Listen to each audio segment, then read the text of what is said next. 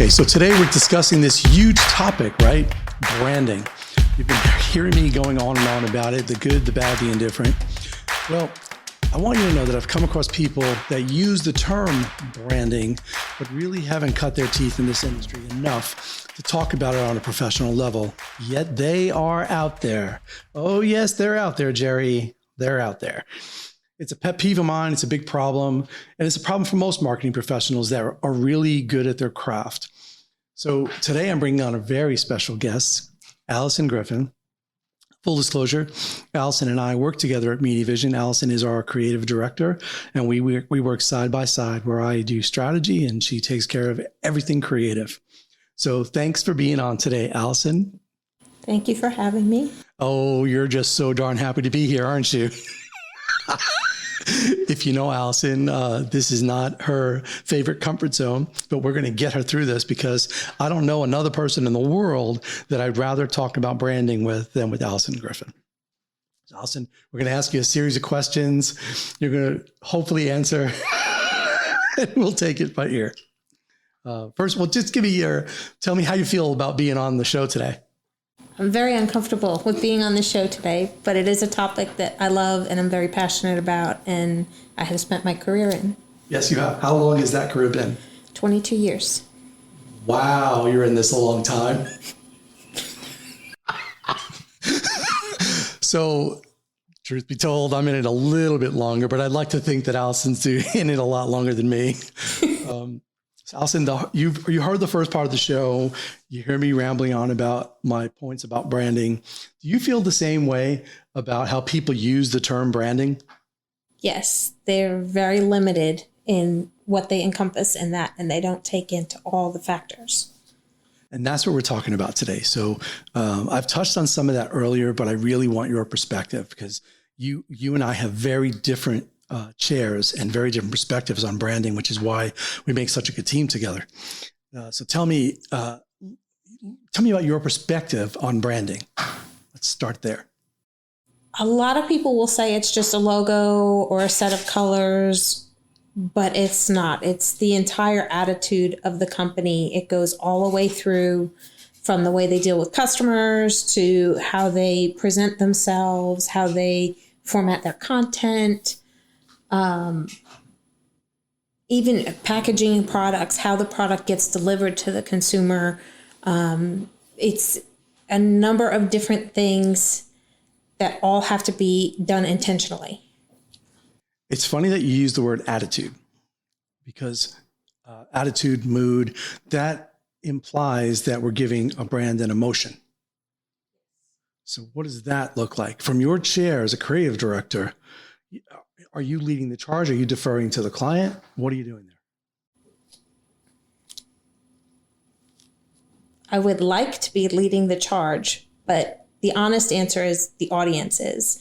The attitude it's the audience's attitude that has to be in everything. They have to see it, they have to recognize it and respond to it. So the emotion you're trying to get is from them. I'm beaming from ear to ear because that answer which is partly why Alison and I work together. So there's another episode, I don't know if you caught, called The Consumer Owns the Brand. And we've talked about that a lot. Alison and I talk about that a lot, that we don't own it and the client doesn't own it. The consumer owns the brand. And whether they embrace it or not is really based on a lot of different factors, which we hope to cover today in what we're doing. So you gave me the top level big picture. So let's start with the brand visuals, which is like your sweet spot. So when you talk about constructing a brand, where does it start? I do start with a logo after an extensive meeting and discussion with the client about what their audience is, what their product is, where they want their company to go. Then we get into logos, which gets into your color, your fonts, things of that nature. Whether you use an icon, whether you don't, all of that is the initial positioning for the brand. So it'll start and grow from there into what does layout look like, what is the voice of the company, what is how does it sound? How does it feel? Where do you see it? All those things will tie in later. How do you feel about, we'll use logos as an example, logos getting cleaner and simpler, and it feels like it does take away a little bit of the creativity of freedom of expression in a sense, and they're getting so simple. Is that a good direction? Is it a bad direction? What do you think? I actually don't mind it. A logo is a signature. It is not a headline. It is, you have a larger message that needs to get through to your consumer, and then it's like, it's by this company or by that company. So I don't think simple is bad. I think simple is actually better because people scroll through things so fast. There's so many impressions. They see so many things in a day. They're only going to remember something simple. Yeah. Actually, the average consumer sees about 10,000 impressions a day of advertising touching them every single day. That's crazy. So how do you help a brand differentiate? And part of it has to be in what we're talking about. So take the next step. You've created a logo. We have logo approval. What builds from there? Then you're going to position the logo. Where does it fall in the visuals that you see? So is it, and it's not just the logo and it's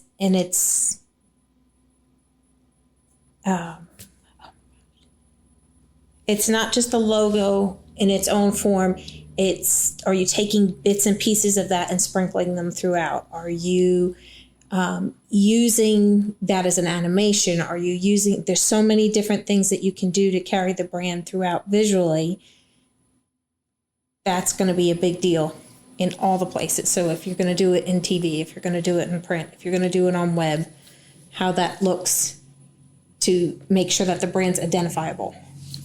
So that's how Alison and I play off each other. So from a strategic standpoint, we've built out a marketing plan and a media buy, and we're already strategizing how we want to position this brand, which is still being defined as to what it looks like and what it feels and its mood and what it wants to say. We haven't talked about that yet. You heard me talk earlier about the message.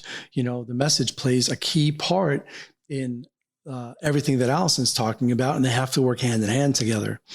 So you've got a logo, you've kind of developed a palette of its fonts and all the different nuances as far as what the visual wants to be when it grows up. What is the next step? Is it applying it to a campaign or to deliver? You start making things, or is there still more to it? Usually, once I'll have standards down, I will do some sample layouts. Depending on how the brand strategy is going to be applied, that's how I choose which layouts to go through. So to get some variation of things, to make sure that across the board, we have the same message going out, the same brand going out, but it's not the exact same thing every time. Brand is living and breathing, so you need to have room to deliver different bits of information, different types of information. So let's back up for a second. You said the word standards, brand standards, and you and I know what that means. Our listeners may not. So describe what that means to you. What are you building out there? When I build out brand standards, it includes all the fonts that can be used on anything the brand does. It includes a core set of color that should be on everything, maintain the brand, but then it also creates a secondary set of colors that can be used for accents, for highlights, for products, things of that nature that fit with the original set. So it all works together.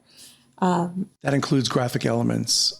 Yes. So if you have the same logo will not fit on everything. So it's how can that logo be reorganized and still recognized? Small icons, little dingbats that can be used throughout, and how those things are used. How much space is left around a logo so that it's not crowded? How much space is left around dingbats? Can it be on white? Can it be on black? Make sure it will carry in all the ways it'll need to be used. So at one point, you and I had what we affectionately like to call intense fellowship about this topic of, does the logo have to always be the same, or can it vary as long as it's within the brand standards? Tell me, I know your answer, but tell me how you feel about that. The logo should always be the same. However, there are exceptions to the rule, but it depends on your company and it depends on your audience. For example, for a while there, Google was changing their logo every single day. It's kind of annoying. Yep. But it was still recognizable as Google. It was still the same shape, the same size, the same placement. You can make that same argument about Target. When Target tried to change, they used the same bullseye, but they changed the colors by department because they were trying to guide people to the different department in the stores by showing that as an overhead. It failed abysmally, did not work. Coca-Cola also tries playing around with different variations of the same thing and not too much success. So I think there's times where it can change. I think as long as the feel and the standard and the mood and the fonts and the colors are consistent, you can vary it based on how it's being used. Like you said earlier, I know that we do iterations of logos based on its usage. If it's going to be used in a letterhead, for example, then it needs to be horizontal versus vertical, or, Alison shaking her head no. I disagree with that. Awesome. Well, go ahead, speak into it. It really depends on how your logo is structured. And your logo structure is based on your company, what you do, who you're talking to. A horizontal logo is very traditional. It's a law firm. It's a doctor's office. It's very not going to catch your younger population. I agree with you, actually. And this is my way of, remember in the beginning how Alison said she wasn't comfortable being in this world? Once you get Alison talking about branding and you get it to the place of, I disagree with you, the gloves are off. So now, good. Now we can start. And that's awesome. So let's talk about applying that brand now to a campaign and to the deliverables. We get a lot of client feedback. At times we have vendor issues with certain, we need it this way or we need it that way. And what I love about how you do it, you do stick to your guns based on your principles of why. And so talk about that. Give us a couple of examples of campaigns and deliverables and how you apply a brand. I try to keep things very consistent across the board. But there are instances where things will change. But like you said, the why has to be really strong and it has to fall in line with what's going on in the company and what the audience is seeing. So sometimes if the company is doing something more fun for a reason, for a specific reason, they are supporting a child advocacy group or their education or something like that, that means something to them. There can be some variation in it, but that logo has to be intact. It has to be recognizable. You have to have that brand recognition or it will be lost. So when you... What do you mean by lost? If someone cannot recognize your signature, they don't know it's from you. So it has to be enough of the original intent of the logo that they see it, they recognize it, they know it's you. If they don't, then whatever you're doing is lost on your audience. So that, if you remember the story I mentioned earlier about Janome, an international brand that doesn't really brand itself. That's a perfect example of that, what Alison just talked about. So we're kind of connecting the dots here for you. So Alison, what's the hardest part of your job?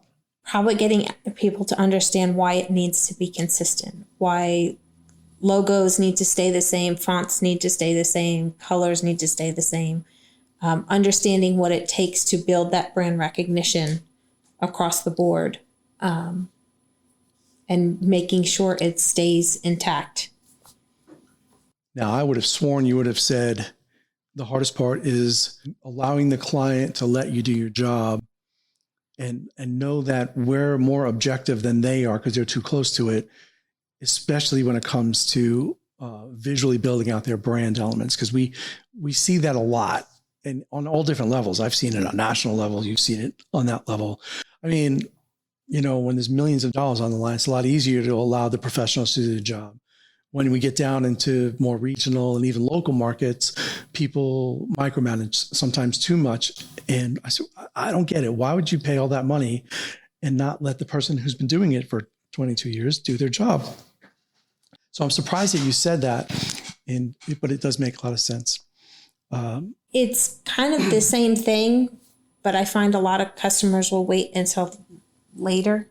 Like, why can't I have birthday balloons in my logo? Or why can't I put a rainbow in here? Or they get the idea.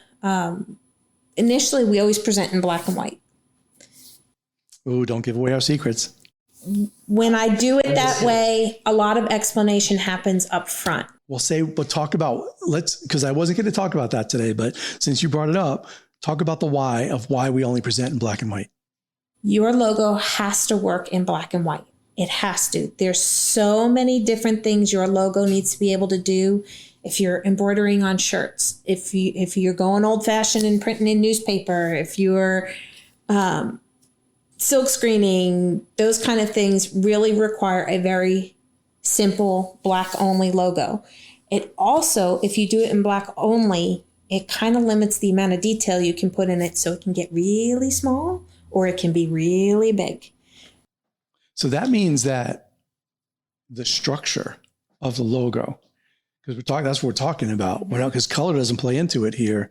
The foundation has to be solid before we take the next step. So then does that mean that the colors that are introduced are the personality? I think you still have personality in the structure because you can do a lot with shape. You can do a lot with font. Okay. The fonts themselves have their own personality strictly in shape. So color it is personality, it is emotion, but it's not the only place it comes from. When you say it is emotion, I've mentioned this on multiple shows where marketing and advertising is about evoking emotion. That is what we're doing. Making the consumer emotionally attached to the product or service we're trying to connect them with. There's a reason that a person picks the same deodorant for 50 years, the same brand of peanut butter or ketchup, or you pick it. We are emotionally attached to the simplest of products. Now scale that same behavior up to cars. Oh, I look what's under the hood. I kick tires. I do all this stuff. And it's not really true. How good do I look in that car? That's an egotistical standpoint. Or if it's a safety thing, I have kids I'm putting in this vehicle. How safe is it? There's emotional factors that play into every buying decision we make. Now we like to think that we're making intellectual decisions and financial decisions, but there's an emotional component that plays into it. And that's where the advertising and or marketing plays into that. Alison's chair is a key part of that because the visual component is the first thing that a consumer comes across. And that color, if the color is chosen incorrectly, we're hitting the wrong market or we're not evoking the emotion we're trying to bring out. So it's very purposeful. Colors are not an accident. And that's something, if you want to here, I'll throw you a softball. So we were recently talking about, I'm coming up with a show. I haven't done it yet, but I want to do a show about when is color an intellectual property to a brand? Can a brand turn around and say, you can't use that color, it's mine? And we'll talk about this more in another show, but Tiffany's is one example. It's a famous color. Coca-Cola, famous red color. There's certain standard colors out there that a brand can make the argument. Now, I'll give you the answer in another show. I'm going to leave it as a teaser. But when you talk about color, that's very powerful. And brands have a tendency to be possessive, and they should be because it's theirs. It's their mindset. So what do you think about that, Alison? I like the idea. I mean, the more tools you have to identify across the board, the better. And the less competition you have that has that same toolbox, the better. When you have multiple businesses in the same industry with the same color, they're not distinguishing themselves. So your consumer needs to be able to distinguish you from the next person doing the same thing or having a similar product or on and on and on. And color is a really fast way to do that. Whether you're looking at something on Facebook or whether you're scrolling through websites, whatever, even when you're walking through the store looking down the aisle, color is a really fast way to find what you want. So having that brand color is very strong. And I usually do them in 2 or 3s, because you need to have some variety available to you, but you still need that one primary color. So we both came from national backgrounds. We both have worked with really awesome brands and have come up in that world. When you said something that really rang loudly, and I do see it often. So the same colors being used by an industry. And so I see that a lot in the health industry. I'm really getting tired of that blue, people. I'm just going to say it. And I see it a lot in banking where they're using that green. And some banks are starting to go away from it. They're coming out of the box. They have some agencies that are guiding them a little bit. And we love both of those industries, and we love holding their hand through that because it is complicated. And there's a lot of decision makers, in boards and doctors and lawyers and all kinds of professionals that believe that they know, and this is how we've always done it. But I, as a strategist, I hate that because it doesn't mean it's where you're going.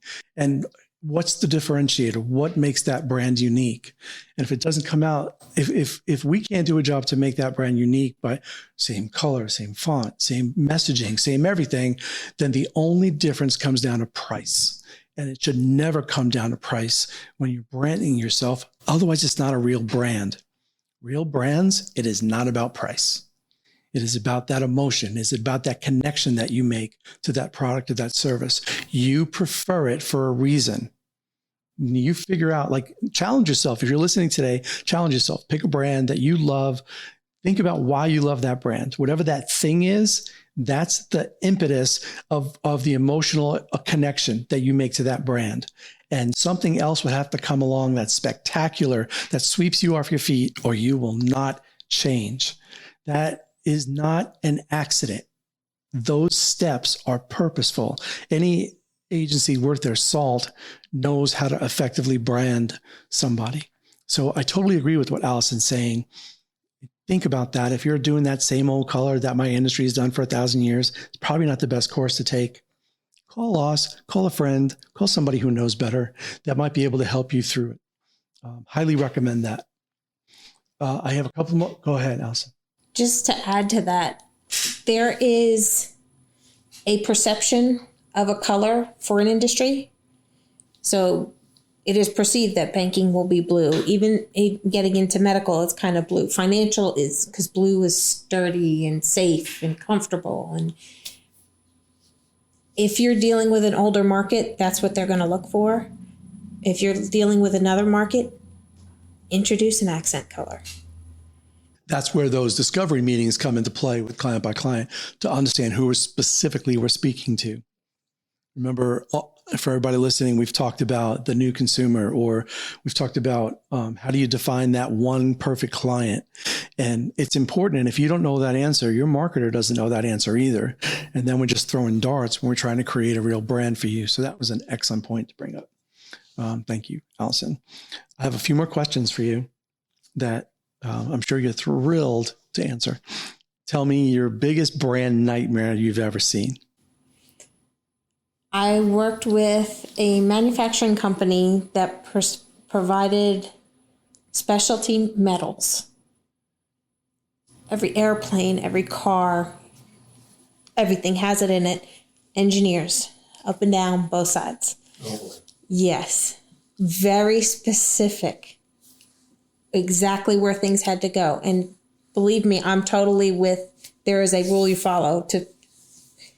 This was a whole nother level. And I felt like they didn't vary enough to have a personality. So there is a point where you can take it way too far. So was their target market other engineers? It was. Oh, okay. So that could be their why, is they were valid in their conviction, we'll say. But did it go well? It is still in place 20 years later. They're still using the same thing. So it's just really hard to give an emotion or to give, the connection was made on recognition. and I need this more than it being, I want this. I want this. This is the best you can get. So we look at brands that a brand has value. And when a brand is a little baby, eventually you bring it up and it grows and it grows and becomes a more mature brand that has brand equity. And we love taking brands from its early stage to be much more mature and worth a lot more money than it was when we first put our hands on it. That is our strength as a firm. And I'm not selling you on us. It's not my point. My point is, in Alison's story, the bigger question that I still have is, so yet 20 years later, they still have the same brand. Are they the same size company? Have they grown? Are they a big brand at this point? Or is it basically a flatlined? So, but they're in business, and to their credit, and maybe that's all they ever wanted. It just isn't what we wanted it to be when it grew up. And in that case, it wasn't about us or about you in your case. So I have a quick little brand story that it just happened this morning, which is why it's in the back of my head, and it's quick. Subway. Love Subway. I'm the other person that goes there a lot, but I didn't lose as much weight as the other guy. So I was going to the same place since I moved to Nashville for the last 4 years. And I'm going to say twice a month, at least, if not 3 times a month, that I'm getting a foot-long Subway sandwich. Don't judge. And with all the fixings, all the trimmings, I get an Italian sub, and I usually eat half and I eat the other half the next day. So I'm so consistent that I know the price of that sandwich and I know what goes in that sandwich. So today I went in to the same exact Subway location. And yes, I know they're franchised. And yes, I know there's different franchises, which is the point of my story. So I go to order and the menu's different. And usually when the menu's different, there's something else different too. And if you're listening, what do you think that is? Tick tock, tick tock. We all know it's price. So yes, they're more expensive. Okay, I get it. I'm still ordering my sandwich. I'm not thrilled because now it's beyond my average price point for an average lunch during the week. So that didn't make me happy. And what is even worse, at this specific location, now I'm not a coupon kind of a guy, but I noticed that they have posters all over the place that say, we don't accept these coupons. And it's coupons from the area that we're in. But I'm guessing, and this is an educated assumption, that those coupons are from another Subway that is not in the franchise model that decided to create that coupon to draw traffic. So what negatively happens to the brand when one location decides I'm going to go rogue and come up with a coupon, but the whole country isn't doing it, and the other location, probably within a 15-minute drive, isn't accepting that coupon? It hurts the brand. Because Subway's the brand. And now I go to Subway and now I'm upset. I don't know the difference. Why are they not taking coupons here? Why would they take it up the road? It says Subway on it. So it doesn't make sense. And you've probably as a consumer have experienced this in different franchise models. And it's a disconnection of the brand. And if you're a Subway corporate individual and you're listening to this, you're probably not happy that you just heard that out loud and want to know who those franchisees are. And those local people might get in trouble. But I'm sorry, they are causing an inconsistency to your brand. Those are the kind. So that's from my side of the table. More strategically speaking, that's how I see brands go in a negative way. And it's funny how you looked at it from, if they had just taken that one extra step visually and taken it a little bit further, that brand could have been so much stronger. Well, so branding, like we said, isn't just about the color, isn't just about the shape. It's its personality and consistency. If we are saying one thing here and another thing someplace else, there's an inconsistency which causes mistrust, which is what makes people be less consistent towards a specific brand. Will I go back to that Subway again? Tune in next time. Maybe I will let you know what I do for lunch next week. So a couple more questions, Alison, before we're done. If you could change anything about our industry and people's perception about the word branding, what would it be? It is not just a logo. You cannot sit down, draw a pretty picture, and call this a logo and move on. There's too much thought. There's research that goes into it. There's strategy that goes into it. And they're just having a logo for your company, whether your daughter created it or you picked it up off of a stock place somewhere, is not strong enough. You need to have something that is pointed directly at your audience and is full and complete, has all the pieces that plug in to have a complete brand. Totally agree. So we're definitely on the same page. Alison and I will bump heads once in a while when it comes to certain brands, but we get there. We use our why and we find our way there. But we are definitely both passionate about branding, and with extensive, 22 years. That's a long time. I got almost 40. I'll say it out loud. Almost 40. It's 38 years and counting. So between us, we have a lot of experience and we've done this forever. And I think I would do this for free if people would let me, they'll happily take our work for free. So thanks so much for being on today, Alison. You definitely shed some light, even things I didn't think you were going to say, you did. I appreciate you being here greatly. How'd you feel about being on? Was it that painful? Yes. I do appreciate you giving me the opportunity to speak about something that I love so much. So thank you. We'll do it again real soon. So thanks, everybody. I appreciate y'all listening in today. Remember to download episodes if you can. Definitely subscribe to our podcast. Engage any way you feel free to, as long as you're listening. I would love for you to reach out, give us your feedback. If you have any questions, especially marketing questions, I would love you to contact us about it. Do it by email, and you'll see it on the website that there's a spot for you to be able to do that. So we will be in touch soon, and thank you for being a part of the Marketing Perspective.